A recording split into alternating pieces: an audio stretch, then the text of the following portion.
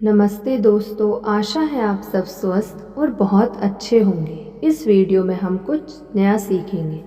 मैंने प्रार्थना के जरिए 1.5 मिनट से भी कम समय में उल्लेखनीय परिणाम हासिल कर लिया। एक महत्वपूर्ण कारोबारी सौदा होने वाला था जिसमें मेरी पेशकश को भावहीन तरीके से ठुकरा दिया गया था। जिस व्यक्ति के सामने पेशकश की गई थी वह 1.5 मिनट के लिए अपने ऑफिस से बाहर गया। उसके जाने के बाद मैंने प्रार्थना के जरिए उसे एक संदेश भेजा और उससे अपने निर्णय को उलटने का आग्रह किया। वह अंदर आया और मेरे एक शब्द कहे बिना ही यह घोषणा की कि उसने अपना इरादा बदल लिया था और वह मेरी पेशकश को स्वीकार कर लेगा। अनजान तथ्यों के विषय से दूर जाने से पहले मैं एक बार फिर आपको याद दिलाना चाहूँगा कि वैज्ञानिक जानकारी की इस दिशा का किसी धर्म से कोई संबंध नहीं है, और जब भी हम धर्म से संबंध किसी विषय का प्रत्यक्ष या अप्रत्यक्ष रूप से जिक्र करते हैं तो हम ऐसा सिर्फ तुलना के उद्देश्य से ही करते हैं। प्रार्थना के महान अज्ञात तथ्य के जरिए करोड़ों लोगों ने खुशी और संतुष्टि पाई है। मैं प्रार्थना में किसी के विश्वास को बदलना नहीं चाहता हूँ। इसके विपरीत मैं तो उस विश्वास को मजबूत करने का यथासंभव प्रयत्न करूँगा। ना ही मेरा यह इरादा है कि प्रार्थना को किसी विशुद्ध रूप से वैज्ञानिक तथ्य तक घटा दूँ। हमारी प्रार्थनाएं बहुत अद्भुत परिणाम देती हैं। इसका बहुत कम महत्व है कि वे ऐसा आत्म सुझाव के जरिए करती हैं या बाहरी देवी शक्तियों के प्रभाव के जरिए जिन पर हमारा कोई नियंत्रण नहीं है। हम देवी स्रोत तक अपनी प्रार्थनाएं विश्वास और लगन से पहुंचाते हैं, और इस वजह से भी हमें प्रार्थना के महान तथ्य के स्पष्टीकरण के लिए आत्म सुझाव के वैज्ञानिक सिद्धांत का इस्तेमाल नहीं करना चाहिए। एक शाम मैं अपनी डेस्क पर बैठकर मिसेस हील का इंतज़ार कर रहा था। ऑफिस का स्टाफ चला गया था और मैं कमरे में अकेला था। मैंने आगे की ओर झुककर अपना चेहरा हाथों पर रख लिया और अपनी उंगलियों के सिरों से अपनी आंखें ढक ली। गौर करें, मैं सोया नहीं था, क्योंकि उस स्थिति में मैं 30 सेकंड से ज़्यादा समय तक नहीं रहा था। तभी एक अजीब चीज़ हुई। मिसेस हील के आने का समय हो गया था। तभी मैंने उन्हें चीखते सुना। मैंने उन्हें कार से टकराते देखा।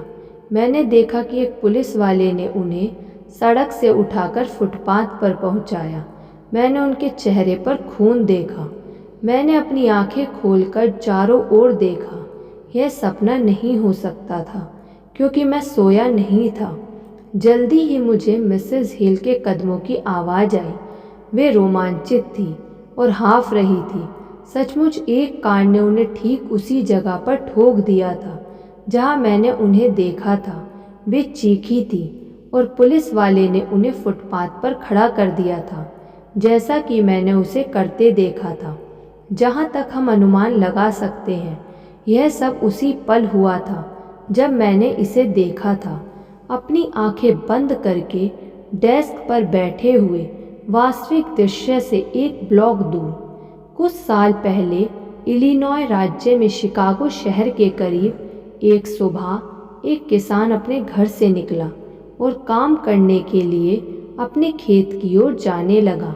वह थोड़ी ही दूर गया था कि तभी उसके मन में एक अजीब भाव आया जो उसे घर लौटने को प्रेरित करने लगा। उसने पहले तो इस पर कोई ध्यान नहीं दिया, लेकिन यह भाव ज़्यादा शक्तिशाली और प्रबल होता गया। आखिरकार वह और आगे ना जाकर मुड़ा और घर लौटने लगा। वह जितने करीब पहुंचा उतनी ही तेजी से चलना चाहता था, जहां तक कि वह आखिरकार दौड़ने लगा। जब वह घर के अंदर पहुंचा तो उसने पाया कि उसकी बेटी फर्श पर पड़ी है और उसका गला कटा हुआ है। उसका हमलावर उसके आने से कुछ ही सेकंड पहले चंपत हुआ था। इन अजीब घटनाओं का कारण क्या था, यह हमें नहीं मालूम जब तक कि यह मानसिक टेलीपैथी ना हो। ये 2 प्रकरण इसलिए बताए गए हैं क्योंकि ये दोनों ही वास्तविक हैं। मैं 1 दर्जन से अधिक ऐसे ही प्रकरण बता सकता हूँ जो मानसिक टेलीपैथी के अस्तित्व को साबित करते हैं, जिनके द्वारा विचार सचमुच एक मन से दूसरे मन तक पहुँचते हैं। जिस तरह के एक यंत्र के कंपन टेलीग्राफी के जरिए दूसरे यंत्र तक पहुँचते हैं, जाहिर है ये मन एक दूसरे के साथ सामंजस्यपूर्ण लय में होने चाहिए। जिस तरह की बेतार यंत्र उचित सामंजस्य में होने चाहिए, वरना विचार संप्रेषित नहीं होंगे।